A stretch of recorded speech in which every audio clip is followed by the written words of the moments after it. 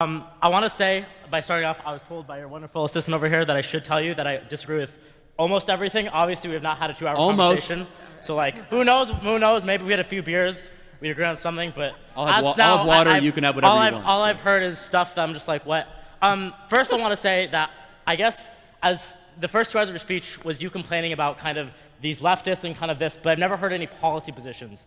When I go to something like a Senator Sanders convention or someone on the left, they're going to talk about healthcare, inequality, inflation, growth, but you guys all seem to want to talk about is how the left does this or the left does that, but no policies of how to fix anything. So I guess that kind of goes with my first question is, what is the GOP's actual position when it comes to fixing inflation? Well, a couple things. First of all, I'm not a senator, nor am I aspiring to be one. Number two, yes, I was mildly distracted by the windows being broken and the terrorists outside. I fully acknowledge that, okay? So I was a little policy shallow tonight and a little bit terrorist deep, okay? I will admit that. Third, I'll say this. I don't speak for the GOP, right? I have my own ideas, and I actually think the GOP does a terrible job. But let me give you some ideas that I think you might agree with, okay? I think that vital products should be made in America, not in China.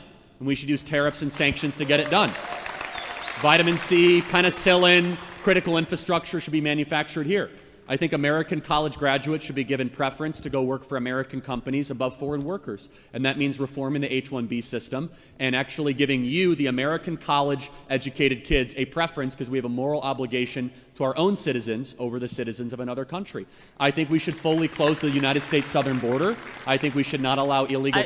I just want to interrupt you. Sorry. You were saying you're for a government program that puts American college students. So like reforming the immigration system, right? So that big companies like Facebook don't do quasi-indentured servitude to bring foreign workers in and be able to compete. But that would be a government program that would do that. Well, yeah, the government program actually already exists. Okay, so you're actually a conservative who's for increasing the government size, not for decreasing. Well, no, I want a small but strong government. So I want things that are smart. For example, I'd love to have more Border Patrol agents and less IRS agents.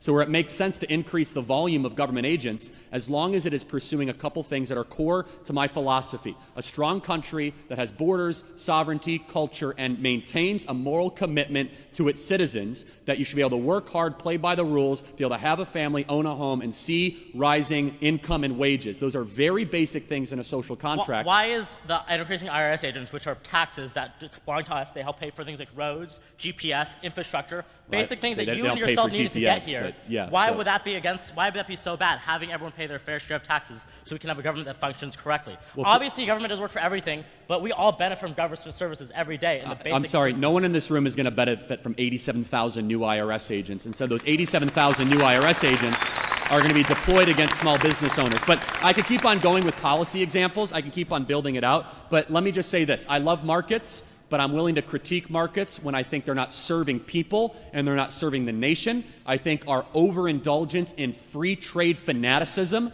has been a major mistake over the last 20 or 30 years. I don't worship corporations, but I do think that entrepreneurs and private property rights and people taking risks are a general good for society. And not only does history show this, but common sense logic and material reality shows all this. I can give you more and more examples if you want of policy stuff.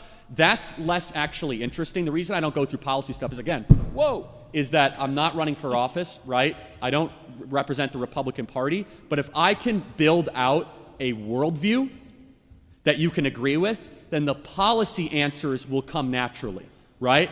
So if you understand morals and values, then you could answer the next 1,000 policy questions. I guess for me as a student, I care a lot more about policy than what people say. Like what government does is a lot more important to me, and that's why I was confused why your speech was not about policy. Because, again, I'm not running for office. I want to ask one more question before I go. I guess for us, there used to be a thing called the middle class, or the idea of a growing and strong middle class. Yep. And I feel like for the past 10 years, especially on the right, maybe on the left too, for the more neoliberal left, but the right, that idea is kind of shrunken. I don't think there's a lot of talk in the middle class. Do you view income inequality as a problem? I totally disagree. Income inequality, I want to say income inequality being the difference between the need and the median. I have a question. Why is it that the wealthiest counties in America all vote on the left? Because that's where how money works and how capitalism works is how where all the wealth is, where all the people want to be. So Silicon Valley is all the jobs and all that Why stuff. do they vote liberal then if the left... Well, in what ways they vote liberal? Not on taxes, not on things that I am for. They vote for Joe Biden, they vote for Nancy Pelosi. They're socially left, but they're not economically left. Believe me, if you go to the Bay Area, they are very economically right. Dianne Feinstein is not left, in my opinion. So it may be left socially, but I don't think they're left in my point of view. Yeah, but so then let me ask you then, why is it that the muscular class in America has shifted right over the last 7 years? Not according to the midterms. I mean, you guys tanked on the midterms most recently. You keep on saying you guys. I don't represent the Republican Party. My apologies. But I just want to critique one of your misguided premises, which is that somehow the right is not representing middle-class voters. It's the opposite. Actually, states that are traditionally blue-collar, muscular class, middle-class states are now solid red states. Look at Ohio. Ohio is a state that used to be far left, and now it's more in the right direction. So what is the right actually doing about it? To answer your question, a couple things. We're rejecting neoliberalism. Like, how about this? We shouldn't send $200 billion to Ukraine, and we should instead represent our own people and close our own border. That's number one. Number two is that we should be unafraid to use tariffs and sanctions to say that critical infrastructure and things that matter should be made here in America. Whether the delusion on the left, and I just want to challenge you on this, is that the left has a bunch of people that talk a good game, AOC and Bernie Sanders and Joe Biden, but when it really matters, they're nothing more than neoliberal shills that are willing to invade other countries, invite them into our country, and then lie to their voters under the veneer of social liberalism. The populist movement in America that represents real people, muscular class teachers, police officers, and firefighters, it lives on the American right because we listen to our constituents and we're willing to fight for ideas like tariffs, sanctions, closed border, and no more money to Ukraine. The left is shilling for all those things. Okay. Thank you for being here tonight. I appreciate it. Getting to the next one. Thank you. Can I just ask, is the difference between the mean and the median income inequality, there's is that a problem 50 with you people guys? in line. Income Thank you. Is that income inequality is a big issue, which is exactly why I support the things that I said. Next question.